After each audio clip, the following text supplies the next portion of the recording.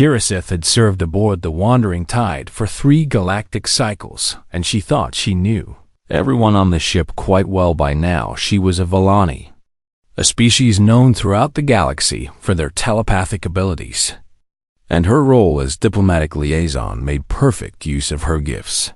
Reading emotions and surface thoughts came as naturally to her as breathing, and it made negotiations with alien species much easier when she could sense their true intentions.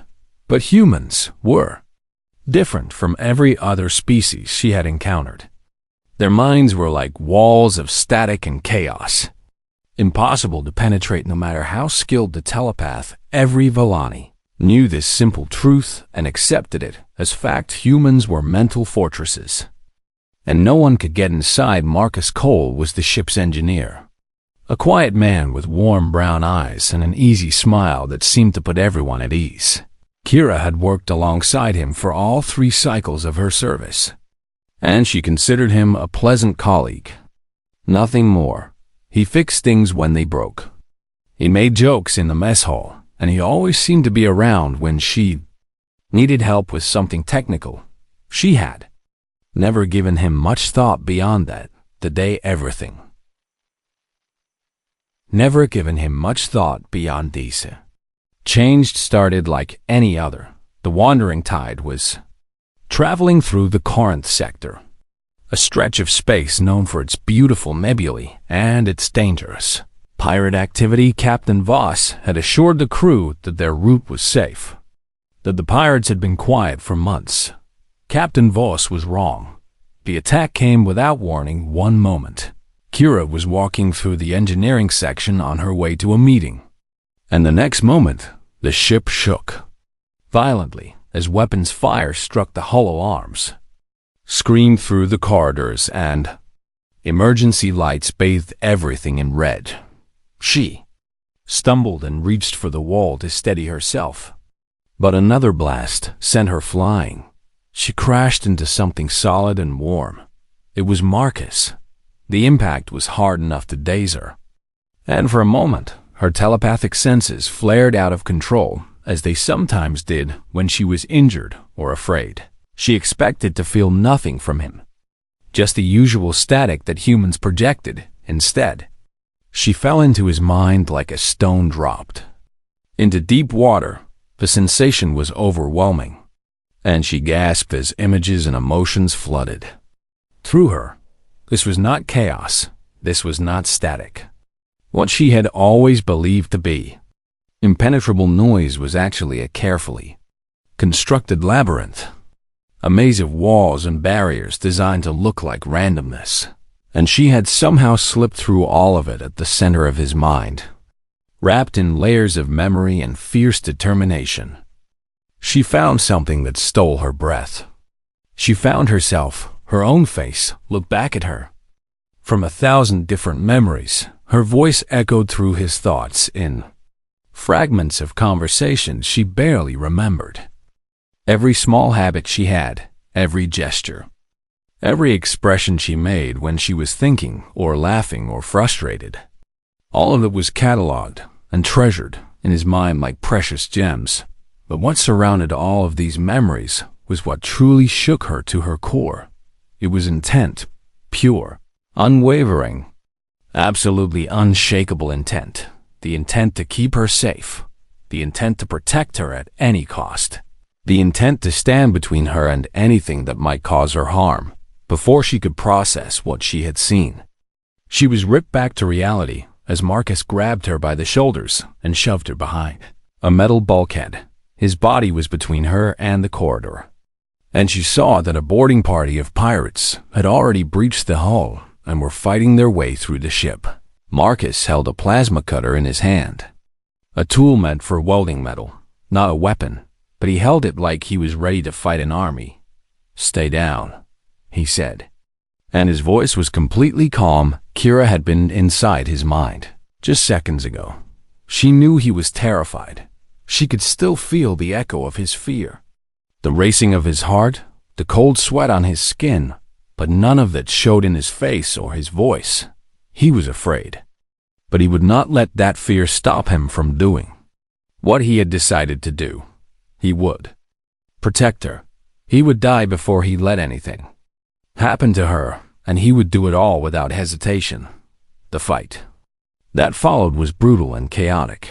Marcus was not a soldier, but he fought like a man possessed, using the plasma cutter and his fists and anything else he could grab to keep the pirates away from where Kira was hidden. When one of the pirates threw an incendiary device that set part of the corridor on fire, Marcus did not even pause before running through the flames to drag her to safety.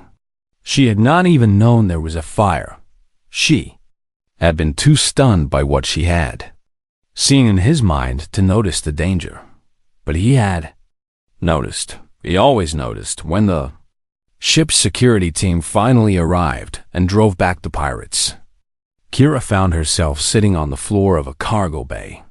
Shaking and covered in soot, Marcus was beside her, and she could see the burns on his arms where the flames had caught him. He was smiling that easy smile of his, asking her if she was okay, acting like he had not just risked his life multiple times in the span of 10 minutes. She stared at him and could not find words. This man had been protecting her for years, not just today, but for years. She had seen it in his mind, all those carefully stored memories, all that fierce determination. He had watched over her like a guardian spirit, and she had never known. She had never even suspected. "Hey," Marcus said, his voice gentle with concern. "You hit your head pretty hard back there. Are you feeling all right?" Kira opened her mouth to respond, but nothing came out. How could she tell him what she had seen? How could she explain that she had accidentally violated the deepest privacy of his mind? How could she face the truth that this human, this quiet engineer with his easy smile, had been silently loving her and protecting her for 3 years while she remained completely oblivious? The medical team arrived and took Marcus away to treat his burns. Kira watched him go, and she felt something shift inside her chest. Nothing would ever be the same again. She had entered a human's mind by accident, and what she had found there had changed everything she thought she knew about humans, about Marcus, and about herself. 3 days passed after the pirate attack, and Kira Seth could not sleep. Every time she closed her eyes, she saw the memories she had witnessed inside Marcus Cole's mind. They played over and over again like a recording she could not turn off. The wandering tide limped through space toward the nearest repair station, its hull scarred and its crew exhausted. Everyone on the ship was talking about the attack, sharing stories of narrow escapes and acts of bravery. But Kira could not focus on any of it. All she could think about was Marcus. She had visited the medical bay twice since the attack, but both times she had turned away before reaching his room. What would she say to him? What could she possibly say in Vallani culture? Entering someone's mind without permission was one of the most serious violations a telepath could commit. It was considered an assault on the very soul of a person, but she had not meant to do it. The breach had been an accident caused by the explosion, and her loss of control, surely, that made it different. But that did not change what she had discovered inside on the 4th night. Kira gave up on sleep entirely and went to her personal console to review the ship's records. She needed to understand what she had seen. She needed to know if those memories were real or if her injured mind had somehow created them. The first memory she investigated was from 8 months ago. She remembered the day clearly because she had been running late for a diplomatic briefing. In his mind, she had seen herself walking toward Cargo Bay 7, a bay that she now checked the records for according to the ship's logs. Cargo Bay 7 had experienced a containment failure that day. Shipment of Konvathi trade goods had been improperly sealed and toxic. Fumes had filled the bay for approximately 6 minutes. Anyone who had entered during that time would have been seriously injured. Kira checked the timestamp of the containment failure. It had occurred at the exact moment she would have walked through those doors if she had not been delayed. And what had delayed her, she remembered now. Marcus had spilled his coffee right in front of her in the corridor. She had stopped to help him clean it up, laughing at his clumsiness, never suspecting anything by the time she reached the cargo bay. The alarms had already sounded, and the area was sealed off in his mind. She had seen the truth. He had spilled that coffee on purpose. He had seen her heading toward danger that she did not know existed, and he had acted instantly to protect her. She searched for more incidents. The trade negotiation on Heraxis Prime came up in the records, and she found the security footage from that day. She watched herself sitting at the negotiation table with the Corvati delegation. The lead delegate was a massive creature with 4 arms and a temper that had grown worse as the negotiations dragged on. Kira remembered that meeting ending abruptly when Marcus had appeared at the door with an urgent malfunction report that required her immediate attention. She had been annoyed at the time, frustrated by the interruption, but on the security footage, she could see something she had missed entirely under the table, hidden from her view but visible to the ceiling camera. The Corvati delegate had been reaching for a knife. The footage showed the moment Marcus appeared in the doorway. The delegate had frozen, then slowly moved his hand away from the weapon. Marcus had saved her life that day, and she had been annoyed with him for interrupting her work. Kira found more incidents as she searched, so many more. The time her shuttle had been reassigned at the last minute due to a mechanical fault that Marcus had discovered during a routine check. A fault that would have caused the engine to fail during atmospheric entry. The time she had been about to eat at a restaurant on Stellaris Station that was later shut down for a contamination outbreak. Except Marcus had suggested a different place because he said he had heard good things about their food. The time a crew member who had been showing too much aggressive interest in her had suddenly been transferred to another ship after. Marcus had a private conversation with the captain, over and over again. The pattern repeated. Marcus had been watching her for years, not in a threatening way, not with any expectation or demand, but simply watching and waiting and acting whenever danger appeared.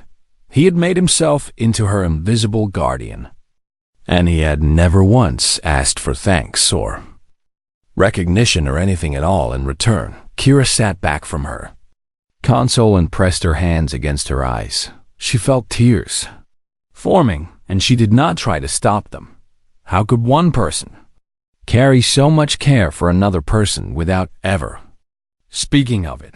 How could he love her so completely and expect nothing she had seen inside his mind? And she knew the answer. Humans were alone in their heads in a way that no telepath could truly understand. They experienced every emotion, every thought, every moment of connection in complete isolation. Marcus had loved her for years, and he had never been able to share that love with anyone, not even her. He had carried it alone, a weight that would have crushed most beings. And he had done so gladly because that was what humans did. They loved with a ferocity that terrified the rest of the galaxy, and they asked for nothing in return.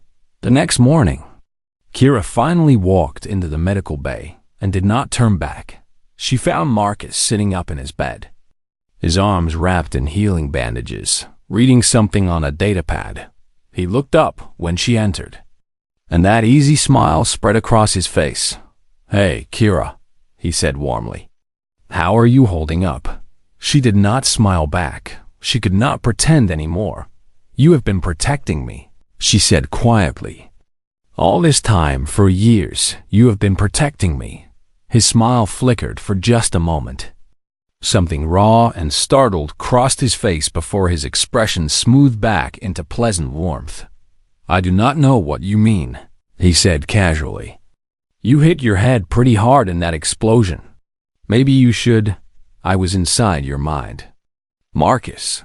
The words fell between them like stones dropping into still water. His smile disappeared entirely. The silence stretched on, filling the small medical room until Kira thought she might drown in it. Finally, Marcus set down his datapad when he looked at her again. Every trace of his easy humor was gone. What remained was something older and more tired than she had ever imagined hiding behind those warm brown eyes. "Well," he said softly, "that is very inconvenient." The medical room felt smaller than it had when Kira walked in. She stood frozen near the door while Marcus sat on his bed. All pretense stripped away from his face. He looked tired in a way that had nothing to do with his injuries. This was the exhaustion of someone who had been carrying a heavy burden for a very long time. "Why?" Kira finally managed to say, her voice barely above a whisper. "Why would you do all of this for me? We are colleagues, nothing more. I barely know anything about your life or your family, or you are not nothing." 3 words. He said them simply, without drama or emphasis, as if stating that stars were hot or that space was cold. Just a simple fact that needed no explanation. Kira's breath caught in her throat. Marcus sighed and shifted on the bed, wincing slightly as the movement pulled at his bandaged arms. "Do you know why humans register as static to telepaths?" he asked. She shook her head slowly. "It is not natural," he continued. "It is not evolution or biology or any of the things the Galactic Concord assumes about us. Humanity spent 300 years developing mental shielding after first contact. Every human child learns it before they learn to read or write." He paused and looked at his hands. "We built walls in our minds because we were terrified, Kira. Imagine being a young species, just reaching for the stars and discovering that every other intelligent race in the galaxy could reach inside your head and read your thoughts like a book. We were vulnerable in a way no other species had ever been."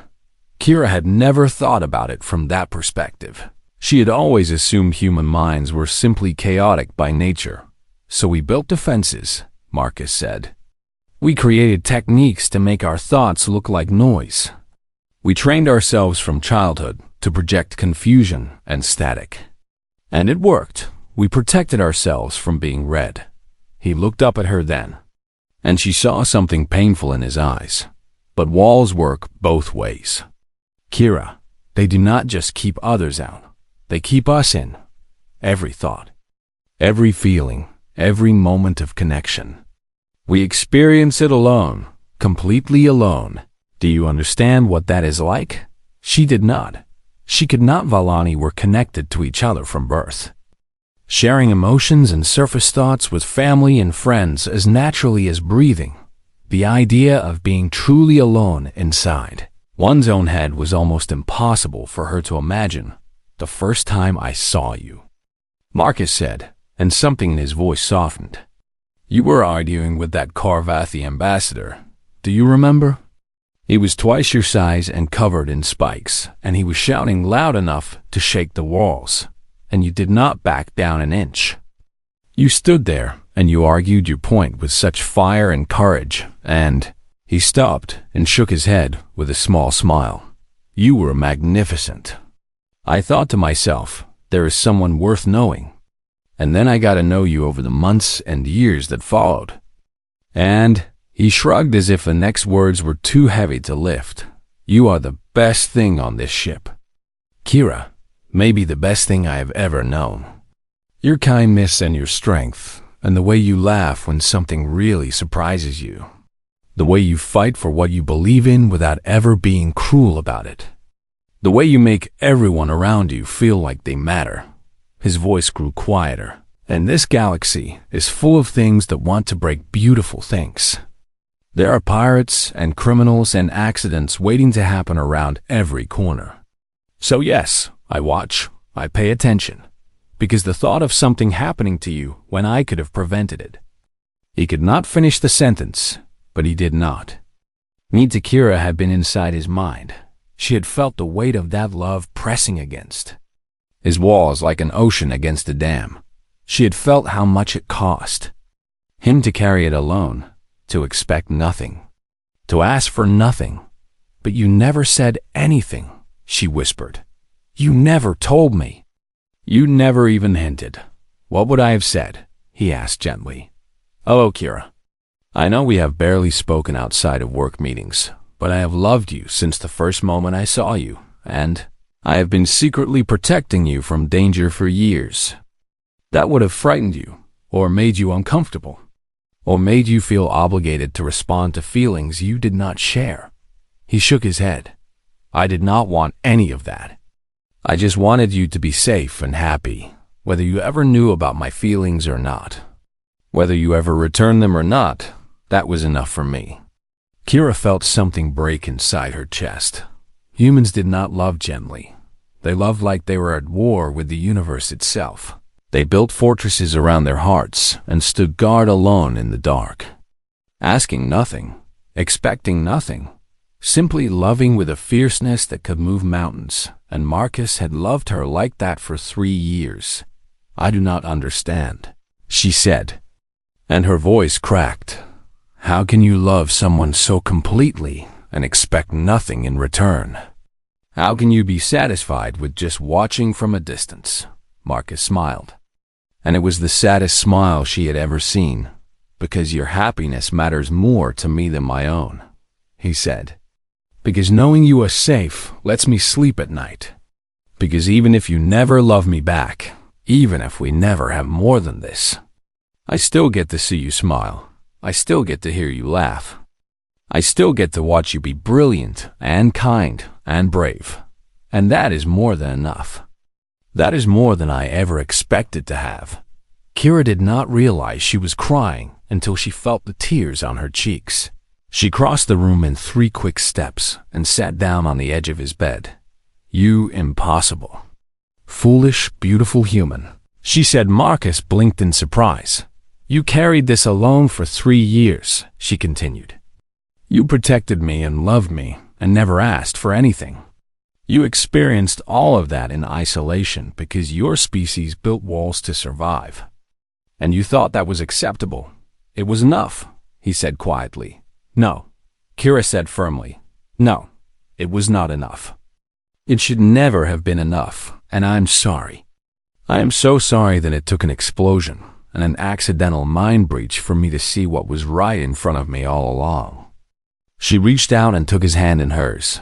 His fingers were warm and slightly rough from years of engineering work. He stared at their joined hands like he could not quite believe what he was seeing.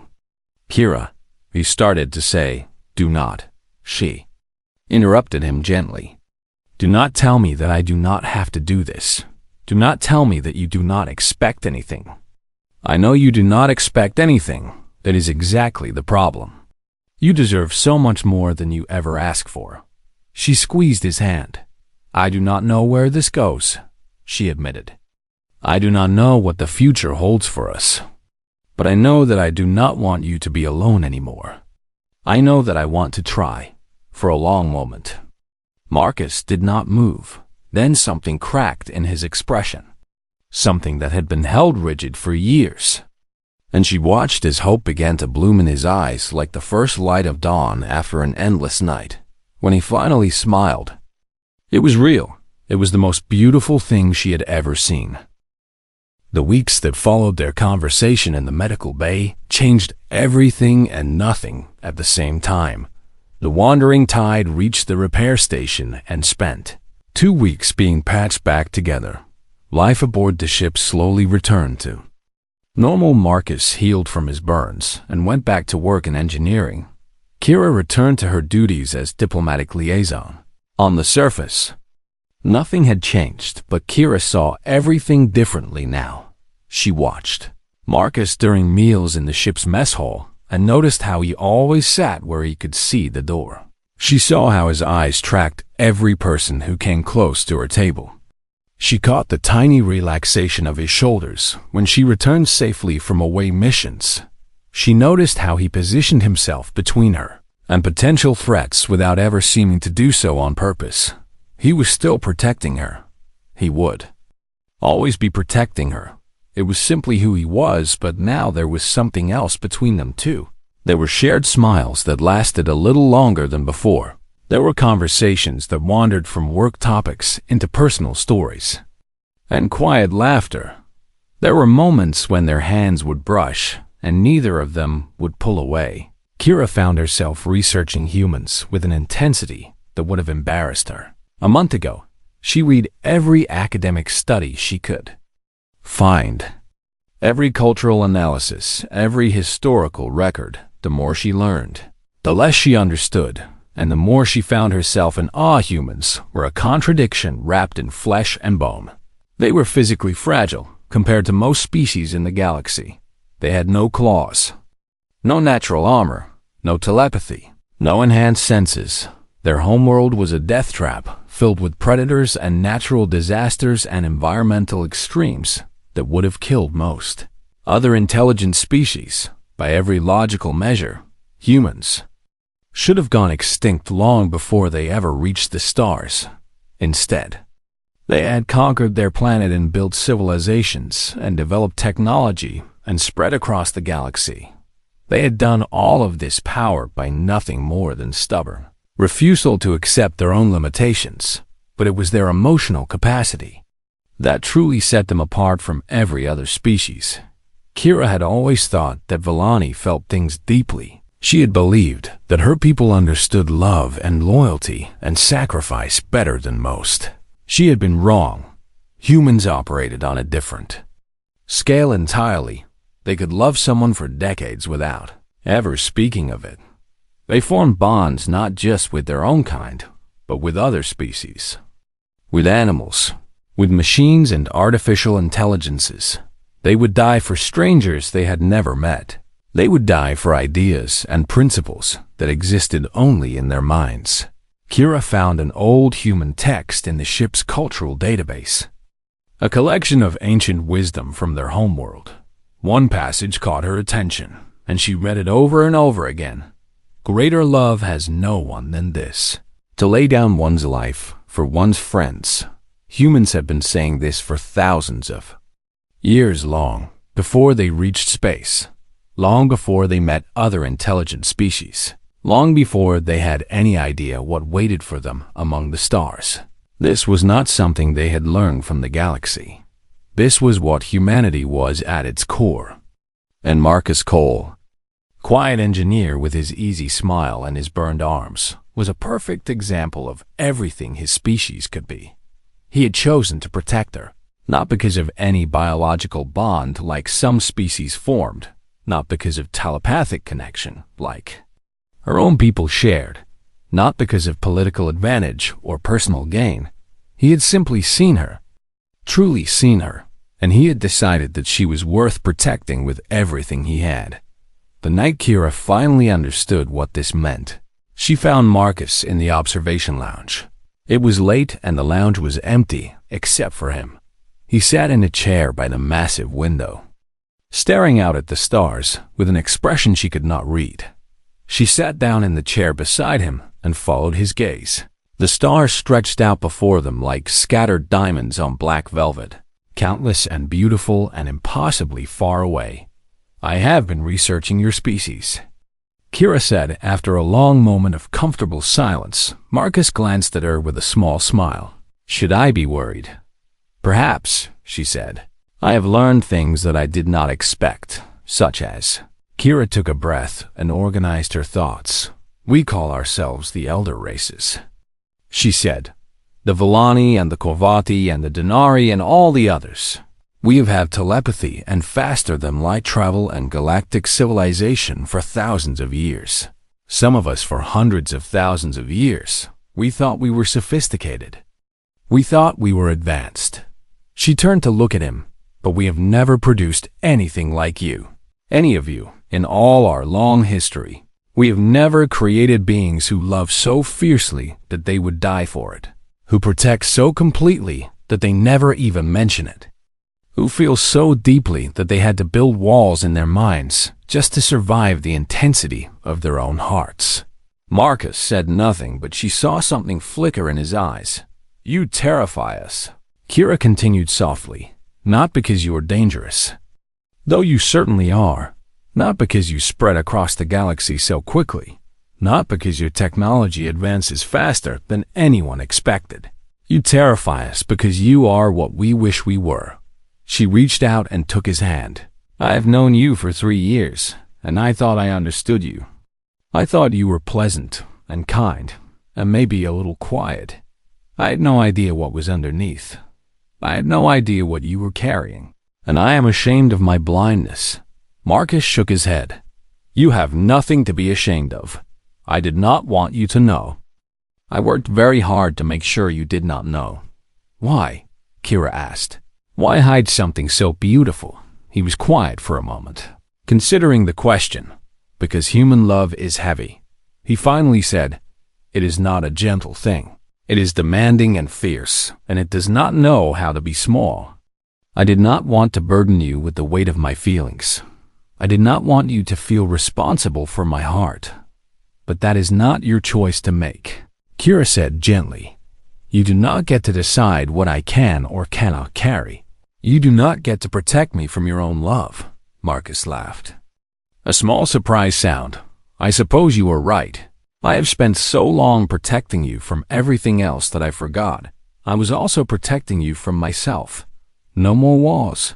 Kira said firmly, "Not between us. I know you cannot take them down for everyone. I know your species needs them to survive in a galaxy full of telepaths, but with me, please, no more walls." He looked at her for a long moment, and she watched something shift in his expression. It was like watching a fortress slowly open its gates. "That is terrifying." He admitted quietly, "I know. I have never let anyone inside before. I know that too." He squeezed her hand. "For you," he said, "I will try." And somehow, that simple promise meant more than any grand declaration could have. This human, this impossible, stubborn, beautiful human, was willing to lower his defenses for her. He was willing to be vulnerable, to be seen, to share the weight he had carried alone for so long in all her years as a diplomat. In all her studies of alien cultures and species, Kira had never witnessed anything braver. A year passed aboard the Wandering Tide, and everything was different now. Kira and Marcus had become inseparable in ways that surprised everyone who knew them. The quiet engineer and the diplomatic liaison made an unlikely pair, but anyone who watched them together could see how perfectly they fit. Marcus still protected her. That would never change, but now he did it openly, without hiding, and Kira protected him in return. She watched over his health when he forgot to eat during long repair projects. She made sure he rested. When he pushed himself too hard, she stood beside him when old sorrow surfaced and the weight of his memories became too heavy to carry. Alone they learned each other slowly, carefully, like explorers mapping unknown territory. Kira discovered that Marcus loved music, especially ancient Earth compositions that he played quietly in his quarters. When he thought no one was listening, she learned that he had a sister once, a long time ago, who had died in the same station collapse that took his parents. She learned that he carried guilt for surviving when they did not, even though there was nothing he could have done to save them. Marcus discovered that Kira dreamed of one day returning to her homeworld to teach young Vellani about the other species of the galaxy. He learned that she was afraid of small enclosed spaces because she had once been trapped in a collapsed building as she had once been trapped in a collapsed building as a collapsed building as a collapsed building as a child. He learned that she had never believed anyone would love her the way he did. Completely and without condition, they built something together that neither of them had expected to find. It was not a perfect relationship. They argued sometimes, usually about small things that did not really matter. They had moments of misunderstanding, when their cultural differences created confusion, but they always found their way back to each other. They always chose each other. Again and again, one evening, as the Wandering Tide orbited a beautiful blue planet while the crew took shore leave, Marcus asked Kira to meet him in the observation lounge. She found him standing by the window, dressed in clean clothes with his hair actually combed for once. He looked nervous in a way she had never seen before. "Marcus," she said with growing curiosity. "What is going on?" He took her hands in his, and she felt them trembling slightly. "I have something to ask you," he said, "and I need you to let me finish before you respond. Can you do that?" She nodded, her heart beginning to beat faster. "When you fell into my mind a year ago," Marcus began, "you saw things I had never shared with anyone. You saw how much I loved you, how long I had loved you, and I thought that would scare you away. I thought you would run from the intensity of what I felt." He squeezed her hands. "Instead, you stayed. You reached back. You chose me despite everything. And this year with you has been the happiest year of my life. You taught me that love does not have to be carried alone. You taught me that being vulnerable is not the same as being weak. You showed me that my walls could come down and I would not be destroyed." His voice grew thick with emotion. "I am not a poet, Kira. I am an engineer. I fix broken things and keep systems running, and I am not good with words. But I need you to know that you are the most important person in my universe. You are my star, my home, my reason for everything." He released one of her hands and reached into his pocket. When he opened his palm, she saw a small ring made of metal that shifted colors in the light. Silver to gold to rose and back again. "This is a bonding ring," he explained. "I made it myself in the engineering workshop. The metal is from 3 different sources. Steel from Earth, titanium from a Volani mining colony, and copper from a Korvathi trading vessel. I wanted it to represent everything we are together. Different species, different cultures, different ways of seeing the universe, combined into something beautiful." Kira could not breathe. "I know that human and Volani relationships are complicated," Marcus continued. "I know there will be challenges. I know your family will have questions, and my friends will have concerns, and the galaxy will look at us and wonder how it could possibly work." He looked into her eyes with absolute certainty. "But I do not care about any of that. I only care about you. I only want to spend whatever time I have left in this universe by your side. So, Kirasith of the Volani, will you bond with me? Will you let me be your shield and let yourself be my star?" Tears were streaming down Kira's face, but she was smiling so wide it hurt. "You foolish, wonderful, impossible human," she said through her tears. "Yes, of course, yes. 1,000 times." Marcus slipped the ring onto her finger, and then he pulled her close and held her like she was the most precious thing in all the stars, and to him, she was the story of the Volani telepath and the human engineer spread across the galaxy. In the months that followed, it was told in spaceport bars and diplomatic gatherings and academic conferences. Other species had always watched humans with wary confusion. Humans were too much of everything, too emotional, too stubborn, too willing to fight and die for reasons that made no logical sense to anyone else. But Kira wrote a paper about her experiences. That was published in the most respected academic journal in the FAOI, Galactic Concord. She titled it simply, "On the Human Heart." Her thesis changed how the elder races thought about humanity. Humans did not build walls because their minds were chaotic. She explained, they built walls because their minds were too orderly, their emotions too vast, their capacity for connection too profound. A human in love was like a supernova contained in flesh. Their shields were not weakness, but necessity. Without them, their feelings would overwhelm everyone around them. And when a human chose to protect you, when a human decided that you were theirs to guard, you were protected by the most tenacious and creative and absolutely relentless guardian the galaxy had ever produced. The paper was translated into 100 languages and read by billions of beings across known space. It changed things slowly at first. Then faster alien species began to look at their human colleagues differently.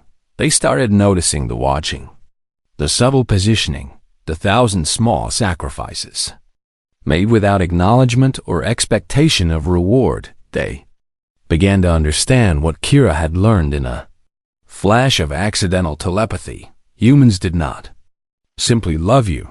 They made fortresses of themselves to keep you safe. They carried burdens alone, so that you would never have to. They burned themselves to keep you warm, without ever mentioning the fire and all the galaxy's long history. Across countless species and civilizations, there had never been anything quite like humanity. And perhaps, Kira thought as she stood beside her human bondmate and looked out at the stars they would explore together, perhaps that was exactly what the universe needed. Someone who loved without limits, someone who protected without condition, someone who would stand in the dark and hold back the night, asking nothing in return except the knowledge that the ones they loved were safe. The elder races had technology and telepathy and thousands of years of history, but humans had something more powerful than any of that. They had hearts that refused to be small, and that, in the end, made all the difference.